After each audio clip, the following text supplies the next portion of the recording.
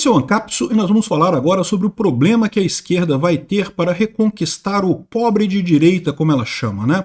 Pobre de direita, na mitologia da esquerda, é aquela pessoa que é pobre, portanto deveria votar na esquerda, e até um tempo atrás votava na esquerda e agora não vota mais. E a esquerda está preocupada em reconquistar esse pessoal. Ela está achando que as ferramentas que eles estão usando para reconquistar essas pessoas estão erradas. A mídia tradicional já não representa mais o que eles precisam para chegar nessa pessoa, no pobre de direita. Isso não é só no Brasil, não, tá? Nos Estados Unidos também, eles estão com essa mesma discussão aqui, a CNN, o pessoal discutindo aqui como é que vai fazer, como é que as redes tradicionais não estão chegando mais, não estão falando mais com o pobre de direita.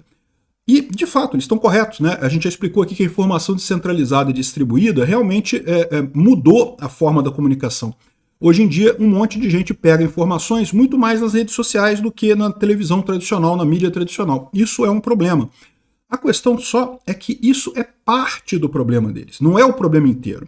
Eles estão vendo só essa parte do problema. Temos que reconectar com o pobre de direita e coisa e tal. A outra parte do problema que eles não estão enxergando é a parte que eu explico para vocês. O que está acontecendo com a informação descentralizada e distribuída é justamente a ineficiência governamental saltando aos olhos das pessoas. O chamado pobre de direita, na hora de tomar as decisões do dia a dia dele, ele percebe que o governo não ajuda em nada, o governo só atrapalha, e existe um monte de outras alternativas que ele consegue fazer, que ele é muito mais eficiente para resolver o problema dele do que o governo. E esse é o outro problema que esse pessoal não percebeu ainda, né? Que o motivo pelo qual o pobre de direita deixou de ser de esquerda, que o pobre percebeu que ele tem que ir para a direita, é justamente que a esquerda se tornou o sistema, se tornou o Estado. E o Estado é o grande inimigo agora. Essa notícia foi sugerida por Pitbull do Samba, Ai Vivito, Eu Tô Com Medo e várias outras pessoas. Obrigado aí ao pessoal que sugeriu notícias lá no nosso site, no visãolibertaria.com. E obrigado a você que está assistindo o nosso vídeo. Se você gosta do nosso conteúdo, por favor, deixe o seu like e se inscreva aqui no canal, né? Pois bem, a Veja diz aqui que o PT quer reconquistar o pobre de direita e a classe média. Em debates internos, militantes discutem mudanças necessárias para o partido atrair o eleitor e evitar o fiasco da última eleição. É o que eu falo para vocês, essa lambança toda que o PT está fazendo com o fim da escala 6.1 e coisa e tal, sinceramente, eu quero ver se vai ter gente nessa manifestação do dia 15 de novembro agora, né? A esquerda chamou uma manifestação grande, vai ter um monte de sindicalistas, sem dúvida. Eu quero ver se vai ter gente. Além dos sindicalistas, vai ter gente também. Eu quero ver porque eu acho que isso daí é mais um daqueles casos de proposta da esquerda, não que a esquerda quer voltar às raízes dos direitos trabalhistas e coisa e tal, uma coisa que não tem lógica nenhuma e esbarra exatamente no problema que a maior parte da população já percebeu que esse tipo de direito trabalhista, entre aspas, na verdade prejudica o trabalhador muito mais do que ajuda. Eu vejo um monte de gente discutindo isso na internet, não porque seria bom, porque seria ruim, que a direita tem que apoiar também, que a direita não pode apoiar, que 6x1 é uma coisa absurda, não sei o que lá, sendo que, na prática, eu não vejo gente de verdade discutindo esse tipo de coisa só na internet. Eu suspeito que tenha muito movimento MAV aí de robô na internet para fazer esse tipo de coisa. Eu quero ver na manifestação dia 15. Isso é uma grande não ação, uma coisa que ninguém precisa se preocupar no final das contas, né? E sim, certamente seria uma loucura do ponto de vista econômico esse tipo de coisa, né? Enfim, vamos ver aqui, porque o que eu quero mostrar para vocês aqui é outra coisa, né? A esquerda tentando, de alguma forma, reconquistar o pobre de direita e coisa e tal, eles estão muito focados no método, em como chegar nessas pessoas, como falar com essas pessoas, né? O pessoal aqui, o Bruno Bogosian, aqui da Folha de São Paulo, está falando aqui sobre o pobre de direita que fala inglês e come em dólar. Ele está falando do pobre de direita lá nos Estados Unidos, que é justamente o caso, também aconteceu isso, né? As grandes redes de televisão lá nos Estados Unidos, todas apostavam na vitória da Kamala Harris, né? E, no entanto, o Trump ganhou, e ganhou com muita folga, né? O pessoal não se dá conta. O Trump ganhou a presidência no voto popular, ganhou no colégio eleitoral e no voto popular, ganhou o Senado, ganhou a Câmara, mais do que isso, ganhou a Copa do Mundo, ganhou a Olimpíada, que vão ser agora nos próximos anos lá nos Estados Unidos, ou seja, o Trump ganhou tudo nessa eleição, tudo que tinha para ganhar, o Trump ganhou. E a esquerda lá, a mídia tradicional por lá, não conseguiu perceber esse movimento, justamente porque ela está perdida, ela está falando na bolha dela, ela não está falando com todos os americanos, né?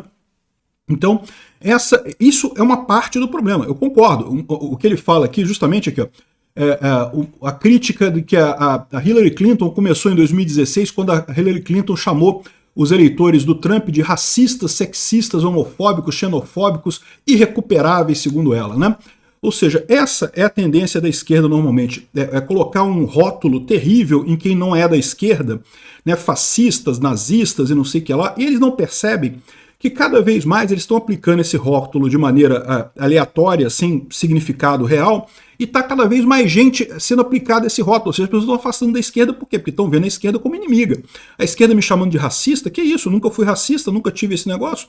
Por que estão me chamando dessa forma? É injustiça, né? Isso afasta as pessoas da esquerda.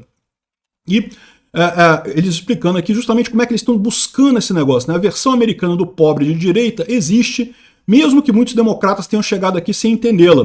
O eleitor que pode comprar o pacote completo do Trump, inclusive suas promessas divisionistas ou só a ideia dele dar poder a alguém que manifesta um espírito caótico compatível com sua raiva. E aqui que eu digo para vocês, a esquerda está muito focada nisso. Não porque a gente perdeu espaço porque as mídias tradicionais, que todas elas são gramscianas, né, estão todas a favor da teoria do Gramsci, de levar o comunismo para as massas, para a rede de comunicação, todas elas são de esquerda, mas agora um monte de gente não se informa mais por essas redes, né, e aí eles não conseguem chegar nessas pessoas mais. O que ele fala aqui é o outro passo, o passo além, que esse pessoal está percebendo, né? O que é esse espírito caótico das pessoas que estão com raiva? Isso tem um nome, é a raiva contra o governo, é a raiva contra a ineficiência governamental. As pessoas percebem que o governo não representa mais uma solução para problema nenhum. O governo é apenas uma fonte de custos que não gera absolutamente benefício nenhum para as pessoas. É um sentimento meio desfocado porque a maior parte das pessoas não entende de economia o suficiente para abordar essa coisa de forma lógica, mas sente isso na prática. Sente que no dia a dia dela, ela está muito melhor quando ela não envolve com o governo, quando o governo não entra ali no caso. Não atrapalha e não ajuda. Não adianta. O governo, se entra para atrapalhar, não entra para ajudar ninguém. A população em si só, fazendo coordenação, fazendo ações coordenadas, se sai muito melhor no final das contas do que com o governo. E esse sentimento é que está fazendo uma diferença muito grande, que está afastando o pobre de direita da esquerda, né? Eu vou dar uma dica aqui para quem quer ser candidato aí nas próximas eleições. Eu acho que é uma ideia excelente, que deveriam fazer isso já, criar a possibilidade de obras públicas descentralizadas, né? A pessoa que tem na sua rua, no seu bairro, quer fazer uma melhoria, quer asfaltar uma rua, quer fazer uma ponte, quer fazer alguma coisa, a pessoa poder abrir uma organização, abrir um CNPJ para isso, captar dinheiro para essa obra, quem quiser participar, participa, e aí ela vai lá e faz essa obra e pronto, né? Fazer isso de uma forma coordenada e organizada, mas permitindo que as pessoas façam isso livremente, né? Como foi o caso das pontes que foram criadas lá no Rio Grande do Sul. Olha o absurdo. As pessoas que construíram aquelas pontes, né, que foram levadas pelas chuvas, tiveram que pagar imposto para comprar aquelas coisas. Então poderia ter uma medida justamente que esse esforço, como é uma obra pública, não paga imposto, né? Afinal, é um absurdo. O governo já não está ajudando, ainda vai pegar dinheiro ainda do pessoal? Não. O que for comprado ali, o pagamento de salário de trabalhadores, a receita toda que for comprada ali, de cimento, viga, o que quer que seja que for comprado, tudo isento de imposto, justamente porque é uma obra pública.